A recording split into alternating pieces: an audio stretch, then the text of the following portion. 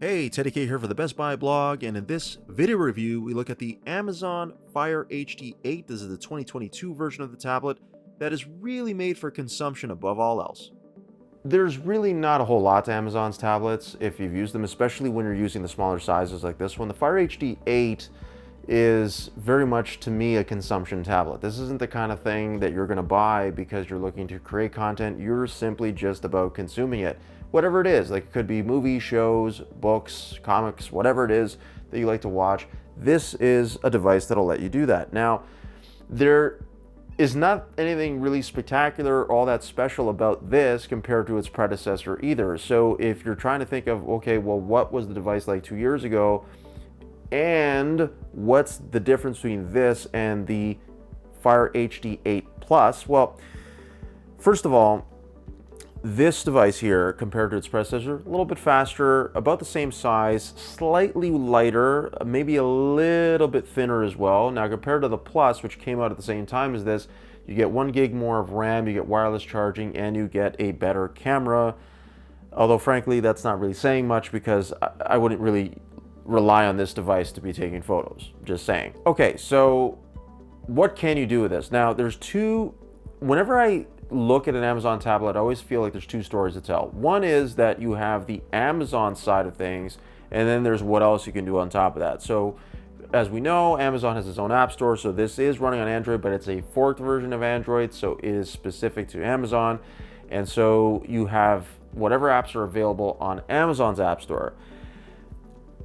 A lot of good ones are there, and a lot of the ones that you know will definitely be available, but then there's some that are missing, right? Like there's no YouTube. Crave is not on here. There's a bunch of apps actually that are missing from the Amazon App Store, even to this day. I mean, years later after these devices have been out.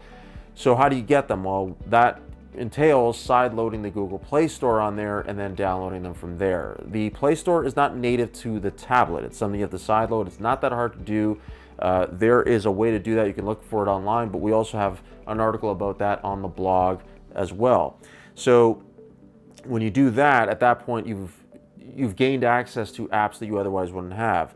My advice is always to download the apps that are available on the Amazon App Store. If it's there, download that version and just look to the Play Store for the apps that are not there. I should bear in mind that you have to measure your expectations at all times, I think, when you're coming into a device like this. It's an 8-inch screen, but it's not very high resolution. It's about 720p, which is okay.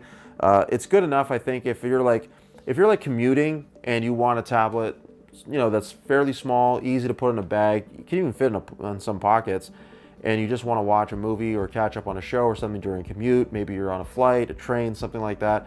This device is actually really convenient for that. I liked traveling with it myself. I felt like it was very easy to carry, easy to put in a backpack, something like that. I didn't want to pull out the laptop. I didn't want a larger tablet. This thing kind of fit with that, and I didn't really mind the screen resolution because, frankly, it's more or less the same as what you get on a plane anyway. So from that standpoint, I think when it comes to consuming content, it's fine, right? Like even reading comics or books, it's okay. If you don't have an e-reader or you prefer a screen like this, you want something in color, this is actually a pretty good alternative, I think, to an e-reader in that regard, because you have a screen that's similar in size. The size of the device is also similar, and you can read with it one-handed, which is always nice too. A couple other benefits of using a device like this: because Alexa is something you can set up with the device, you can more or less treat this kind of like a smart hub, if you will. So you can control smart home devices or have Alexa do things for you like you would with, let's say an Echo device. Mind you, the microphones on this are not going to be anywhere near as good as an Echo speaker, so if you are talking to this, there are going to be times when you're going to have to repeat yourself.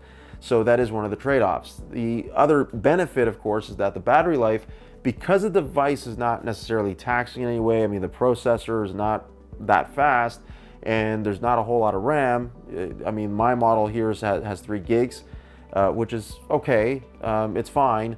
But again, this is not a heavy-duty tablet in any way. So the battery actually lasts pretty much the 13 hours that Amazon claims it does. Screen brightness is going to determine how much you might shave off of that, but Honestly, you could be playing video on this for hours before the battery drains out, and that's a pretty good thing, especially if you're commuting. And that's my review of the new Amazon Fire HD 8 tablet, the 2022 edition from Amazon. For the Best Buy blog, I'm Teddy K. Thanks for watching.